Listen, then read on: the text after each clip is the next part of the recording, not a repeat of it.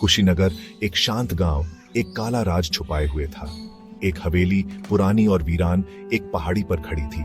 गांव वाले इसके बारे में धीमी आवाज में बात करते थे। वे कहते थे कि यह भूतिया है, कोई भी इसके पास जाने की हिम्मत नहीं करता था। मैंने कहानियां सुनी थी, मुझे रहस्य पसंद है। मैंने हवेली की जांच करने का फैसला किया। मैं देखना चाहता था कि कहानियां सच थीं या नहीं। मैं सच्चाई जानना चाहता था। विक्रम, एक युवा पत्रकार, गांव पहुंचा। उसने गांव वालों से हवेली के बारे में पूछा। वहां मत जाओ, खतरनाक है, हवेली भूतिया है, दूर रहो। लेकिन विक्रम दृढ़ था। वह हवेली की ओर चल पड़ा। जैसे ही वह पहाड़ी पर चढ़ा, हवा ठंडी हो गई। घना कोहरा छा गया, रास्ता धुंधला गया। विक्रम की रीढ़ में सिहरन दौड़ गई। हवेली उसके सामने थी। यह एक भव्य इमारत थी, अब टूट रही थी और सड़ रही थी।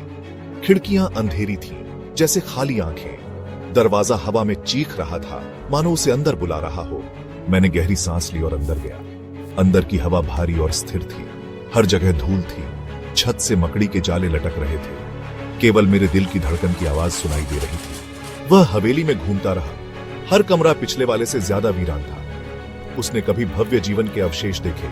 एक टूटा हुआ पियानो, एक फटा हुआ चित्र, एक धूल भरा झूमर।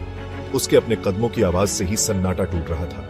मुझे एक मौजूदगी का एहसास हुआ। मेरी गर्दन पर एक ठंडा स्थान, देखा जा रहा हूं ऐसा एहसास। मैं जल्दी से मुड़ा, लेकिन वहां कुछ नहीं था। मैं अकेला था या मैं था? वह हवेली में और अंदर जाता रहा। हवा और ठंडी हो गई। उसने फुसफुसाते शब्द सुने, धीमे और अस्पष्ट। उसने अपनी आंखों के कोने में परछाइयां हिलती देखी। वह एक लंबे गलियारे में पहुंचा। दीवारों पर लगे चित्र अपनी आंखों से उसका पीछा करते दिख रहे थे। मुझे अपने कंधे पर एक ठंडा हाथ लगा। मैं घूम गया, लेकिन वहां कोई नहीं था। मैं भागने लगा। मुझे हवेली से बाहर निकलना था। मुझे उस बढ़ते आतंक से बचना था जो मुझे जकड़ रहा था। लेकिन हवेली में जैसे जान आ गई थी। यह बिना किसी निकास के एक भूल भुलैया थी। आखिरकार उसे मुख्य हॉल का रास्ता मिल गया।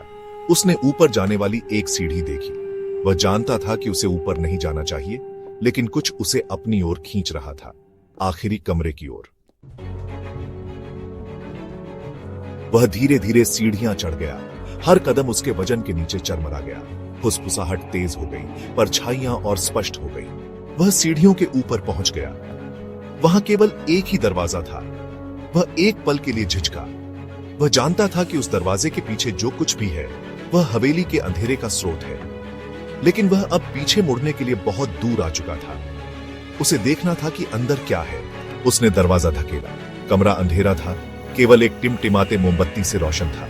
कमरे के बीच में उसने उसे देखा। एक बूढ़ी औरत काले कपड़े पहने एक कुर्सी पर बैठी थी। वह उससे दूर मुंह करके बैठी थी। उसने धीरे से अपना सिर घुमाया। उसका चेहरा पीला और दुबला था। उसकी आंखें खोखली और काली थीं। वह मुस्कुराई, एक क्रूर, सर्द मुस्कान जिसने विक्रम की रीढ़ में सिहरन दौड़ा दी। उसने बोलने की कोशिश की, लेकिन कोई शब्द नहीं निकला। फिर सब कुछ काला हो गया। बूढ़ी औरत ने उसकी ओर हाथ बढ़ाया। उसकी उंगलियां लंबी और हड्डियों वाली थीं, जिनमें नुकीले नाखून थे। विक्रम पीछे हट गया। उसका दिल जोर से धड़क रहा था। वह भागने के लिए मुड़ा, लेकिन दरवाजा गायब था। वह फंस गया था। बूढ़ी औरत की हंसी कमरे में गूंज रही थी। ये एक ठंडी, खाली हंसी थी जो उसके शरीर से गर्मी निकाल रही थी। उसने महसूस किया कि एक ठंडा हाथ उसके गले में कस रहा है। उसे सांस लेने में तकलीफ हो रही थी। अगली सुबह विक्रम गायब था। उसका केवल एक निशान उसका कैमरा था, जो हवेली के प्रवेश द्वार पर पड़ा था। कैमरे पर आखिरी तस्वीर बूढ़ी औरत की धुंधली तस्वीर थी। उसका चेहरा एक भयानक मुस्कुराहट में बदल गया था।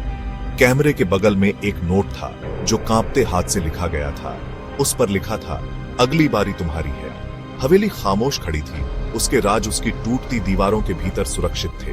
गांव वाले सच्चाई जानते थे। हवेली ने एक और शिकार कर लिया था।